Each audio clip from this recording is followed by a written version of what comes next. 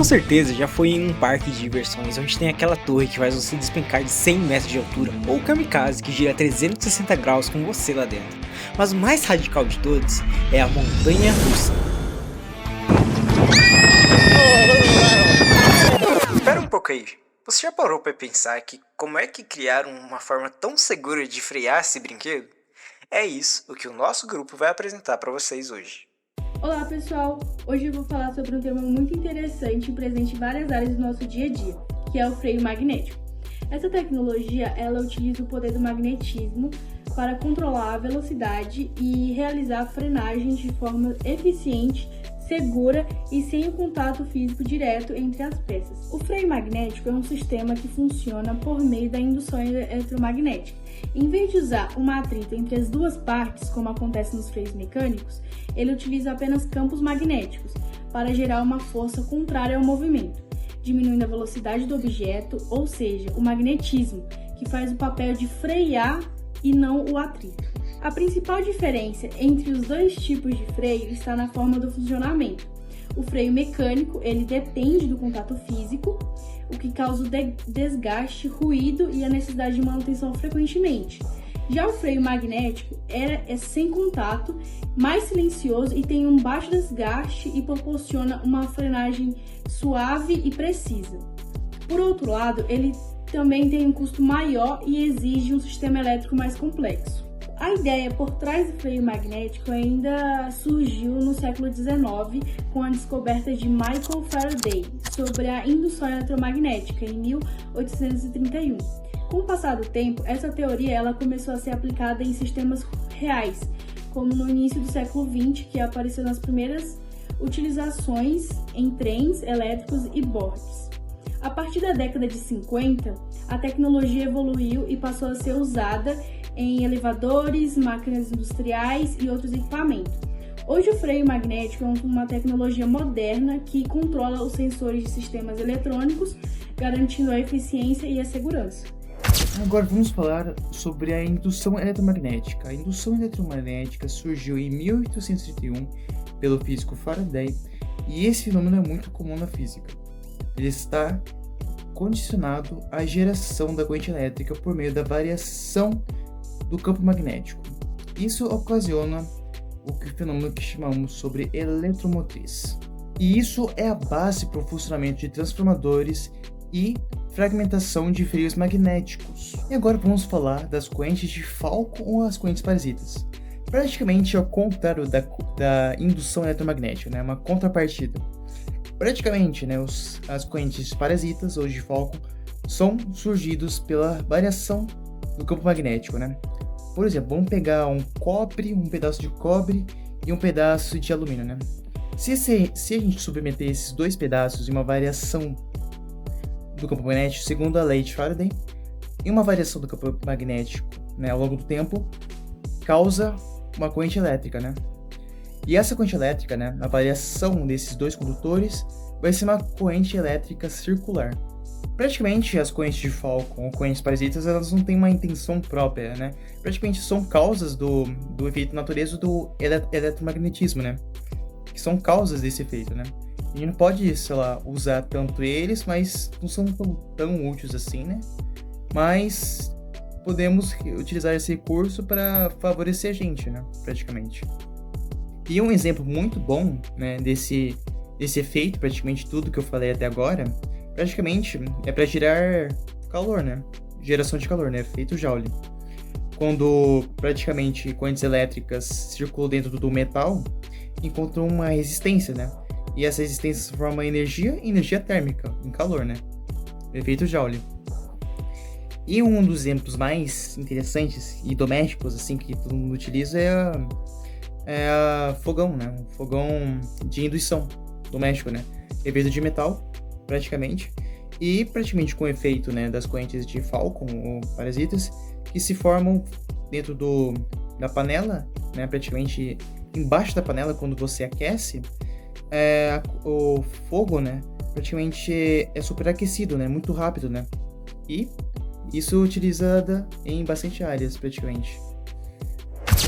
Eu vou falar sobre os principais componentes do freio magnético. Primeiro a gente tem os ímãs ou os eletroímãs, que são responsáveis por criar o campo magnético. A gente tem o rotor e o estator. O rotor é a parte que gira junto com o eixo da máquina, já o estator é a parte fixa que fica com os ímãs ou as bobinas. No rotor, a gente precisa do cuidado dele ser um material bom condutor, como alumínio ou cobre. Já o estator precisa ser um material ferromagnético, como o aço, para ele ter a capacidade de canalizar o campo magnético de forma eficiente. Nós precisamos tomar alguns cuidados com o freio magnético, como por exemplo verificar o alinhamento entre o rotor e o estator.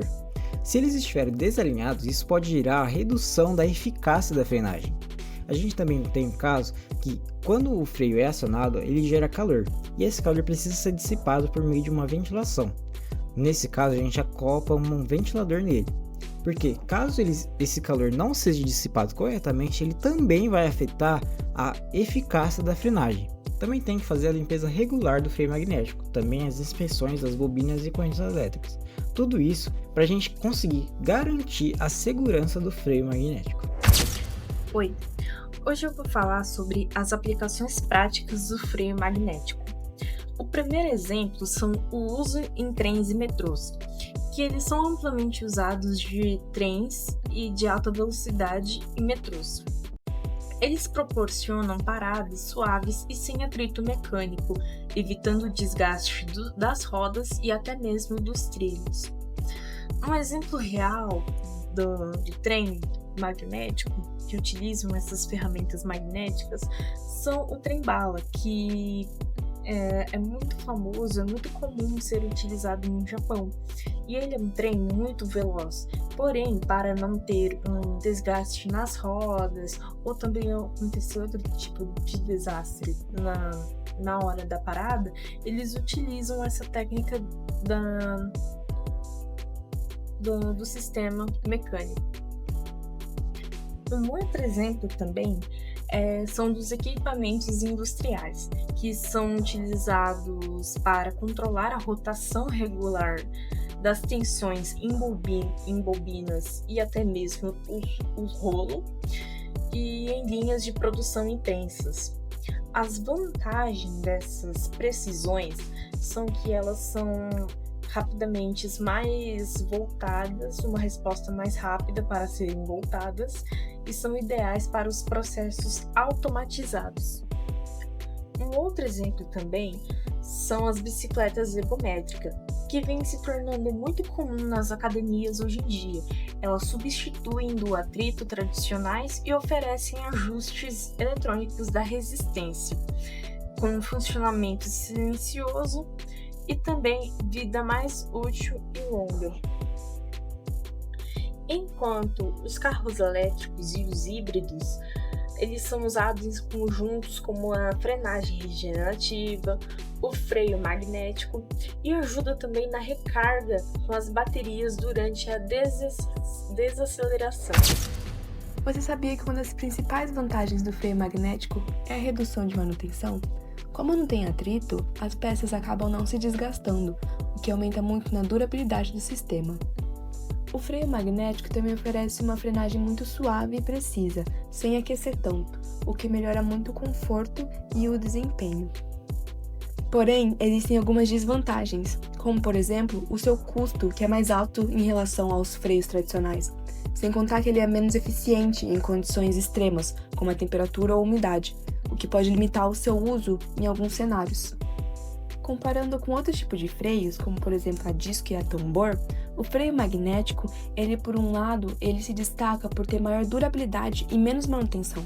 Porém, o seu custo é muito mais alto e ele é mais indicado apenas para veículos de transporte de alta performance, como por exemplo os trens rápidos e os grandes veículos elétricos.